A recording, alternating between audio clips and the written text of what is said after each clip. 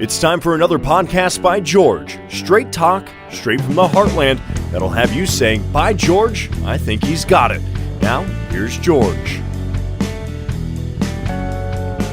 Hello, hi, how are you? Welcome on back into another podcast by George. Got a hero on the show, a hero of mine. I hope it's a hero of yours as well.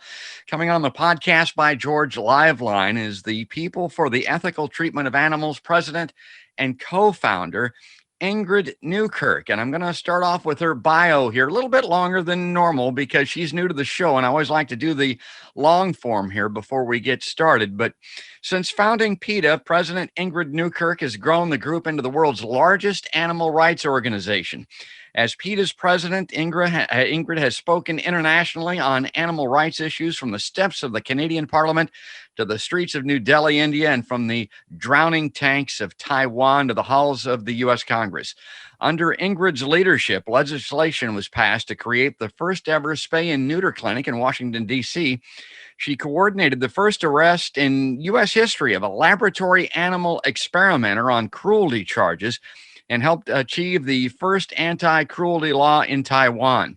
She spearheaded the closure of a Department of Defense underground wound laboratory, and she has initiated many other campaigns against animal abuse, including ending General Motors car crash tests on animals. Now, folks, since it was founded, PETA has exposed horrific animal abuse in laboratories, leading to many firsts, including canceled funding, closed facilities, seizure of animals, and charges filed by the U.S. Department of Agriculture. PETA has also closed the largest horse slaughter operation in North America, convinced dozens of major designers and hundreds of companies to stop using fur, ended all car crash tests on animals. Yeah, they used to do that. Cleaned up wretched animal pounds, helped schools switch to alternatives to dissection. Surely there are alternatives. There are. And provided millions of people with information on vegetarianism, companion animal care, and countless other issues. And Ingrid's also the author of many books, including a new one, Animal Kind, Remarkable Discoveries About Animals and Revolutionary New Ways to Show Them Compassion. So, Ingrid, that's the long form bio. Thanks for playing along with that. And welcome to the podcast by George Live Line. Oh, George, thank you so much for having me. It's wonderful to be on the podcast. Well, and I, by way of entering into the conversation here, I'm just going to, I've mentioned this on my podcast before, but the pandemic broke out and I wasn't going to be able to play hockey, which is my hobby like I had in the past. I knew I was going to be shut down. I knew I wasn't going to sit inside in the dark and diet for it. So I knew I was going to probably gain weight. And I kind of stood there. My wife was already a vegetarian and I looked around my kitchen. I said, my God, I'm not going to just sit here and eat animals, am I? So I became a vegetarian, and I'm working on veganism, Ingrid, but I became a vegetarian about a year and a half ago. And people ask me all the time whether or not I miss the meat and eating the meat. And there are a lot of alternatives to that. And I don't miss it at all. And like I tell people, just FYI, cookies and cakes, a lot of them are vegetarian also, but I need to work my way towards veganism and I will get there. And I just wanted to share one other quick story with you. When I was a kid, I grew up on a farm in Iowa, Ingrid, and we raised hogs and I hung out with them. I mean, we were isolated out there on a farm. I was in the lots with them. I was in the fields with them and that type of thing. You know, it sounds funny, but I kind of got to know the hogs. Well, one day my dad said, George, it's time to take him to the pack. And I said, oh, okay. And he said, bring him into the lot here and herd him up the loading chute there. And we'll put him in the truck and take him to the packing plant. And I knew what that meant. And I wasn't real happy about it. I got to tell you something, Ingrid, those hogs would go anywhere with me. They would follow me around. They could be led any place. They would not get in that loading chute. They knew they'd never seen it, never been in it before, but they knew that something was up. And I'll never forget that as long as I live. And I've always felt badly about that. But I would imagine when it comes to hogs, that comes as no surprise to you.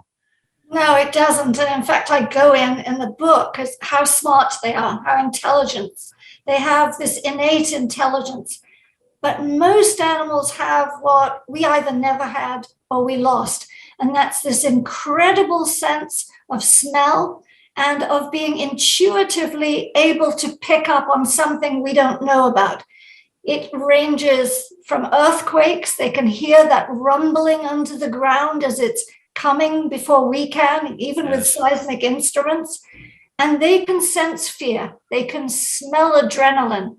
And if any other animals had been on that truck, George, their adrenaline would have been released. And those new pigs smelled it and knew that there was fear and danger there and didn't want to go. But you're making up for it now. And having this show, you'll get other people, no doubt, to give veganism a try. Well, indeed. And I've always, like I said, felt badly about it. My God, the animals that have died in my lifetime that I have eaten, I feel badly about, but we can do what we can do. Well, let me get to this article. I want to bring this up on screen. And I want to read this here to get us started, because this really hit home with me here in the heartland. And it reads, Chuck Grassley puts profits over people with support for higher line speeds. Now, the way this is written, and of course, Ingrid, as I mentioned, is a prolific author. So every word in this thing matters. And pay particular attention to this first paragraph.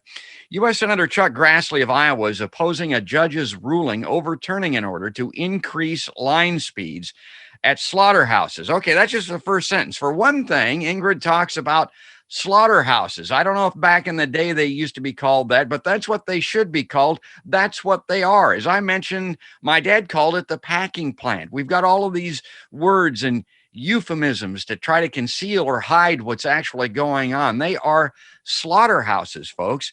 The ruling is important because it's allowing an increase in speed, meaning the carcasses whiz by on the slaughter line so fast that it is impossible to spot disease and other health hazards, and stopping that will help protect slaughterhouse workers from flailing limbs. Yeah, that's what's going on in there, folks. These animals are alive when they go in.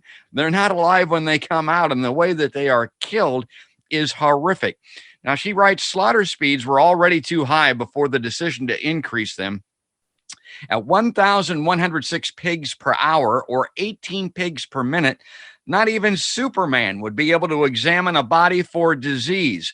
As for the higher speeds, government food inspectors declared that pork would be more likely to contain feces, sex organs, toenails, bladders, and unwanted hair as a result. I thought, Ingrid, the reason that I really like that is I know there are people out there, there's lots of people out there that don't give a damn about animals, obviously.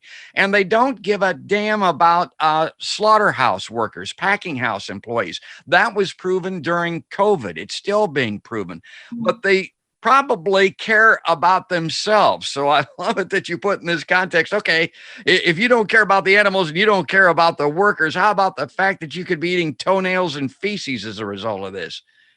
Yeah, absolutely. I tell you a funny story. Is years ago, George, I was down on the National Mall, and the very first vegan hot dogs, veggie dogs, had come on the market. Almost nobody had heard of them. So we set up this little cooking stand, and tourists were going by, visitors, and we cooked these hot dogs. And back then, it was usually guys who would come by and who would say, "Oh, what's in those?" And I would say, or our people would say, plants, they're made of soybeans or what. And they would go, "Oh, no." And they would go next door to where they were serving the meat hot dogs. And I thought, do you have any idea what you are eating? Toenails, the skin between the trotters, or what we call the hoofs. You're eating internal organs that may have tumors on them. And with this line speed, going so fast that you cannot detect. I mean, Superman, as I say, couldn't detect these little tumors, these little pus pockets, all these disgusting things that can be on factory farmed pigs who live in their own filth, in their own fecal matter. Then that's going into those hot dogs and those pork products and so on. So you hear the sizzling bacon. I'd love you to get it out, put it under the microscope, and have a look and see what you're actually eating. One TV show actually took the packets of chicken from the supermarket. And when they start to defrost, you get this sort of liquid that's kind of pink. And they called it fecal soup because it's blood and feces. And most of those birds from the supermarket, most, not just some, have Campylobacter, Salmonella, E. coli, and you cook them and you hope you cook that muck out of them, but it's on your sponge, it's on your cutting board. It really is stupid to eat this stuff. Forget the animals. I can't, because I've been in slaughterhouses and I've seen the fear in their eyes. But just look at your own health and you would say, what I'm going to do with this is put it in the trash. I'm not going to put it on the dining room table or in my mouth. You know, I cite a couple of movies, actually. I tell people, and I've mentioned this on the podcast before, back in the day when things were tough and people couldn't get by, maybe they could, but they didn't anyway. They ate animals to survive. And I cite the circumstance of the Hatfield and McCoys. There was a little biop on that supposedly that all started over a dispute about one of the families stealing a hog from another family, and the family believed they needed that hog to survive the winter. Well, okay, that was during the day of the Hatfield and McCoy. Certainly we have moved past that. The obesity in America and around the world proves we're not in a tough spot as far as having something to eat is concerned. And the other thing that I cite, and maybe you can speak to this also, there was a movie called Noah that Russell Crowe was in. And there's a scene in that movie where Noah's son is on board the ark, I think, with this guy that had stowed away or whatever, and he was not a good guy. But anyway, he was recovering from some wounds or whatever. Noah and his family were vegetarians or vegans, probably. This guy grabbed like a salamander or a reptile or something and shoved it in his mouth and ate it. And Noah's kid was horrified. He looked at this guy and said, "What the hell did you do? What'd you do that for?" And the guy said, "Well, it makes me strong." And it's like those guys at the hot dog stand that you were talking about. People believe that there's strength and good health in eating meat. Where does that come from in our society? Oh, we've been suckered. I mean, I remember growing up, I'm 72, and my mother would say, now eat this, to be healthy. And that's what they believed. Where they got it from was advertising. They weren't going to medical seminars. They weren't sitting there. Even our doctors today, they don't even get 1 hour of nutrition training. They just, push the drugs on you for your obesity or your heart disease or whatever you have. And they don't talk to you, usually, more and more do, but about preventing disease. An ounce of prevention worth a pound of cure. We have milk commercials that say, milk is strong for your bones. You actually get far more calcium from broccoli and spinach and almonds than you do from cow's milk. So when you go to the supermarket and you see there's oat milk, there's almond milk, there's soy milk, there's macadamia milk, you can spend 10 minutes deciding which one you're going to get. You're going to get fortified products, you're going to get natural calcium, and you're going to get what you don't get from cow's milk, which is absorbable calcium. The cow's milk isn't readily absorbable, and a lot of people are lactose intolerant. So they get mucus problem, they get bronchitis, they get stomach upset. And the same is true with so many meat products. You look at the rates of, as you say, obesity. Don't say to me, where do you get your protein? I've been vegan for 50 some years, and I don't think I'm taking it. I'm not taking any pills with my meals. I'm fine, thank you. Where do I get my protein? Where did you even hear that rubbish? Look at people waddling down the streets, bless their hearts, having trouble walking, having trouble fitting into a seat. That isn't just some miracle of we're all genetically inferior. You look at Father Knows Best or Leave It to Beaver or any of those shows, people weren't fat. They weren't obese. Look at any of the old movies. But we got junk. We could suddenly eat burgers and all this stuff. Food became cheap. The life of a chicken isn't worth anything. It's cents, really. And so we just stuff ourselves with it. And then we wonder, gosh, where do you get your protein if you go vegan? Stop it. Look after yourself. Get rid of the high rate of cancers, the high rate of diabetes, the obesity, just with one simple thing. Is try a vegan diet. We'll even send you a vegan starter kit if anybody's listening and wants to give it a go.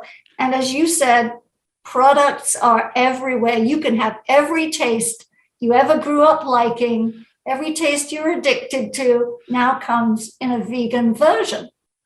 And I wanted to talk about that a little bit before we end, because I'm trying some of that and it's great. And I hear you talk about dairy in particular, and I'm still doing cheese, and I need to get away from that too. You But stop that, George. yeah, the issue of milk that you talk about, I always try, you're weaned off your mother's milk when you're an infant, and then you go on through your adult life. I tell people, my God, you're on a cow's teat. I mean, does that sound natural to you? I mean, is that going to be good for you? Probably not. Well, let me pick up before we run out of time here. I wanted to continue with this article a little bit because there's so many good things in here. And you write that rolling back line speeds is clearly a good thing, as it will dismantle a Trump-era program created solely to kowtow to his contributors who own facilities where animals are treated appallingly and where workers were pushed to continue working even to their COVID-19 infection rates were second only to those of nursing home residents. And to help these business friends, Trump declared meat, which is linked to cancer, heart disease, stroke, and high blood pressure, an essential product, the production of which he declared must proceed at all costs. Defending that position, make it clear that Grassley is a meathead. I mean, that's great, pun intended there. I like that. But I wanted to read that paragraph, Ingrid, because we're putting this in terms of politics now. And as you know, the United States, the UK for that matter, we're in flames over politics. So people, if you don't want to be an animal rights activist, if you're not going to take up this cause, I know where you live as far as politics are concerned.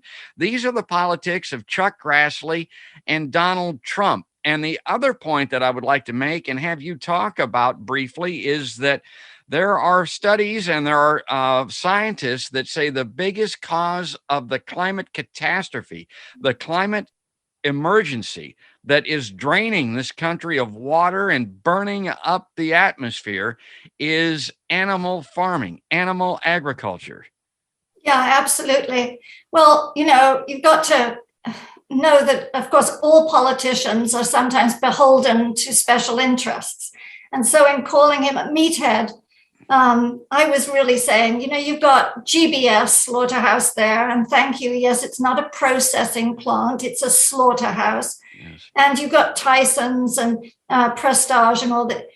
Yeah, those are political allies. They contribute to campaigns, and that often sways what politics is going to consist of. And we need to try and look at our own health, our children's health, our grandchildren's health, and look at what we're doing to the earth. And look at what we're doing to the animals. I mean, they're not bystanders in this. They're the singular greatest sufferer in this. But humans aren't doing so well, and the earth isn't doing so well. The United Nations had a report, it's been now, I think, 6 years ago, before this was popular to think about, that said animal-based agriculture, that's meat and it's dairy, is just killing us more than all the planes and trains and all of the vehicles in the world put together. Animal-based agriculture is more deleterious to the atmosphere, to the ozone, because of methane and other gases.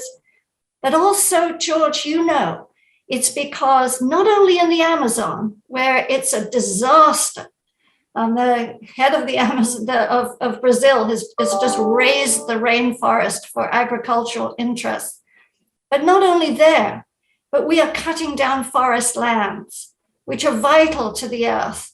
And we are planting crops, not to feed ourselves, but to feed cows and pigs and chickens.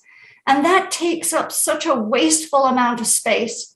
And then the slaughterhouses and the factory farms are getting their offal and their manure and that urine going into the ground. I mean, there are places, in the heartland where the radio says, don't drink your water today. Right. And that's because it's contaminated with pig manure and with other things from the factory farm. So if we care about the earth, we say you can't be a meat and dairy eating environmentalist. There is no such thing.